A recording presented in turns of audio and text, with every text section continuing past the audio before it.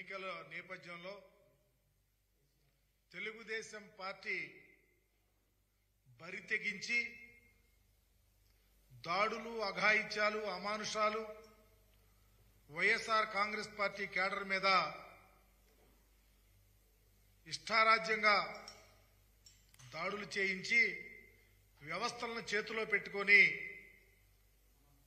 ఎన్నికలు జరిగిన నేపథ్యంలో కొత్త ఆలోచనకు వచ్చేశారు.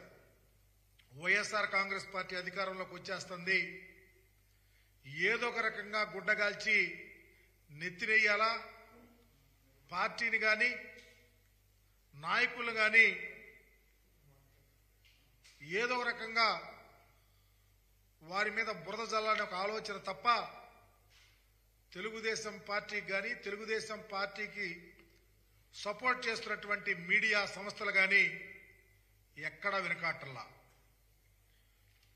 ఇదిగో లక్షల ఎకరాల అసైన్మెంట్ భూములు కొట్టేసేందుకు కుట్ర అంట. నేను అడుగుతా ఉన్నా, సిగ్గట్టా లేదు ఈ పత్రిక యజమానికి అడుగుతా ఉన్నా. దేశంలో పర్టికులర్ గా కంబైన్డ్ రాష్ట్రంలో ఆంధ్రప్రదేశ్ రామోజీ ఫిల్మ్ సిటీకి సంబంధించి నీ ఫిల్మ్ సిటీలో దళితుల భూములున్నాయి, నువ్వు అప్పళంగా కొట్టేశావు. ఏ రోజన్నా నువ్వు ఈ పత్రికలో ఎందుకు రాయలేకపోయావని అడుగుతా ఉన్నా.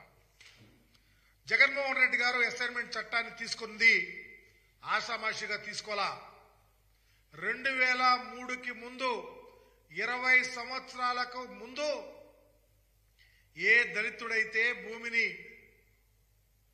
పండించుకుంటా ఉన్నాడో, వారి పేరు మీద ఉందో దానికి ఒక ప్రత్యేకమైన చట్టం తెచ్చి ఒకవేళ ఎవరైనా మధ్యలో దానిని రాయించుకున్నా 20 సంవత్సరాలు అయిపోయిన తర్వాత అదే దళితుడకు దానిని అసైన్ చేసి వాళ్ళకు హక్కు కల్పించాడు.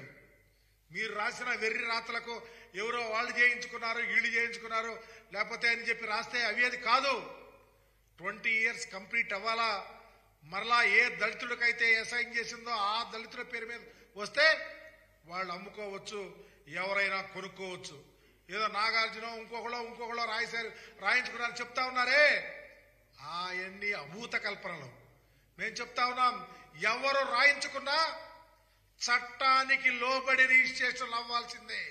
మీకులాగా రాజధాని ప్రాంతంలో చంద్రబాబు నువ్వు నీ అంటుకో 4,000 కోట్ల రూపాయలు ఖరీదు చేసే దగ్గర 1,100 ఎకరాలు మీరు రాయించుకున్నారే. రాజధాని వస్తుంది, దళితులు మీ భూములు లాగేసుకుంటారని చెప్పి అప్పలంగా 5 లక్షలు రాయించారే. దానిని ప్రజలు మర్చిపోరు. దళితుల భూములు అప్పలంగా కొట్టేసింది చంద్రబాబు అంటుకో తప్ప ఈ రాష్ట్రంలో ఎవరు కాదు. ఒకవేళ ఇప్పుడు జగన్మోహన్ రెడ్డి గారు ఈ చట్టం తెచ్చినాక ఎవరన్నా రాయించుకున్నా ప్రొసీజర్లే ఎక్కడా డివేట్ అవ్వాల్సిన పని లేదు. 20 ఏళ్లు ఉండాలా, లబ్ధిదారుడు అమ్ముకుంటే ఎవరైనా కొనుక్కోవచ్చు. మీకులాగా తప్పుడు ఆలోచనలు, మీకులాగా దళితులను మోసం చేయటం, దళితుల మీద అవగాహనగా మాట్లాడటం, దళితుల్లో ఎవరైనా పుట్టాలనుకుంటారా అంటాం, దళితుల భూములు దండుకోవటం, భయపెట్టడం, బాపెట్టడం, మోసాలు చేయటం, కేసులు పెట్టడం, భయభ్రాంతులు చేయటం మీకు వెన్నతో పెట్టిన విద్య. మీ కళ్ళు ఏమైపోయినా అడుగుతా ఉన్నా. ఈ రాష్ట్రంలో దళితుల మీద దాడులు జరిగితే, అఘాయిత్యాలు జరిగితే, అమానుషాలు జరిగితే పేటెంట్ చంద్రబాబుకి, చంద్రబాబు తాబేదారులకి తప్ప ఎవ్వరికీ లేదు. ఒక్క జగన్మోహన్ రెడ్డి గారి కోసం ఏనాడైనా మీరు మాట్లాడే కనీస అర్హత లేదు. ఎందుకంటే దళితులు బాగుండాలన్నా, దళితులు ధైర్యంగా బ్రతకాలన్నా, గుండె మీద చేసుకుని ఉండాలన్నా, వాళ్ళతో నీకు ఇవ్వందేనని చెప్పేసి వాళ్ళు నా వాళ్ళని చెప్పి నా ఎస్సీలు, నా ఎస్టీలు, నా బీసీలు, నా మైనారిటీలు అని చెప్పిన రాజకీయ ఉద్దండు ఈ దేశంలో జగన్మోహన్ రెడ్డి గారు. మీకులాగా దళితుల భూములు లాక్కుంటున్నారు ఎవ్వరు. నేను చెప్తా ఉన్నా, ఈ రాష్ట్రంలో దళితుల భూములు లాక్కుని తిని పందికొక్కులాగా బలిచింది తెలుగుదేశం పార్టీ తప్ప ఎవరు లేరు. ఏదో మీకు అయిపోయింది. ఇక తెలుగుదేశం పార్టీ కోసాలు కదిలిపోతున్నాయి. జగన్మోహన్ రెడ్డి గారు రేపు ప్రమాణ స్వీకారం విశాఖపట్నంలో చేస్తున్నాడని ఒక దుగ్ధతో ఒక భయంతో ఈ వెర్రి రాతలు రాయిస్తా ఉన్నారు, ఈ వెర్రి వేషాలు వేయిస్తా ఉన్నారు. మేము చెప్తా ఉన్నాం, ఈ రాష్ట్ర చరిత్రలో ఏ దళితుడైనా ధైర్యంగా బ్రతకాలని కోరుకున్నది జగన్మోహన్ రెడ్డి గారు తప్ప ఎవరు కాదు. మీ ఆలోచనలే మా మీద వ్యతిరేక ఆలోచనలు, మీ యొక్క అలవాట్లే అంటూ అలవాట్లు, మీ అలవాట్లే మోసపు అలవాట్లు. దళితుల్లో ఎవరైనా పుట్టాలనుకున్నాను, నువ్వు దళితులకు రాజధాని ప్రాంతంలో భూములు ఇస్తుంటే డెమోగ్రాఫికల్ ఇంబ్యాలెన్స్ వస్తుందని చెప్పిన నీవు దరిద్రుడివి, దళితుల పాలిట ఒక రాక్షసుడివి. ఇలా రాయించి మా మీద రాయించి, మా పార్టీ మీద రాయించి చివరికి బరిదెగిస్తా ఉన్నారు. ఒకే ఒక కారణం, 9వ తారీఖున జగన్మోహన్ రెడ్డి గారు పట్టాభిషేకం విజయనగరంలో విశాఖపట్నంలో చేయబోతా ఉన్నారు.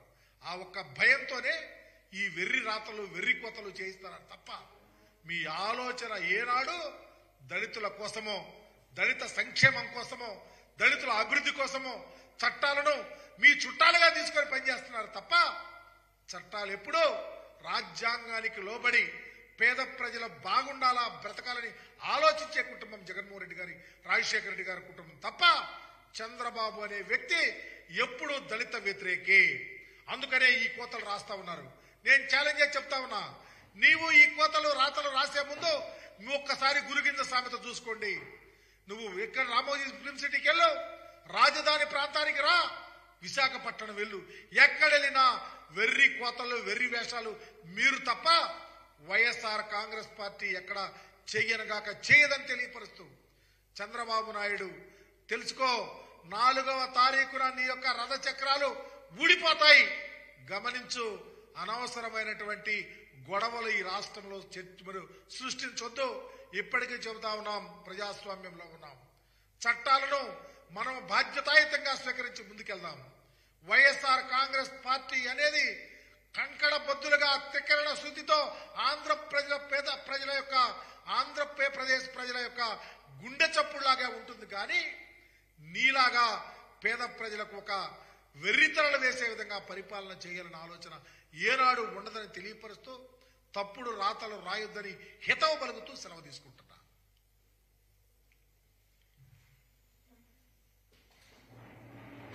Thank you.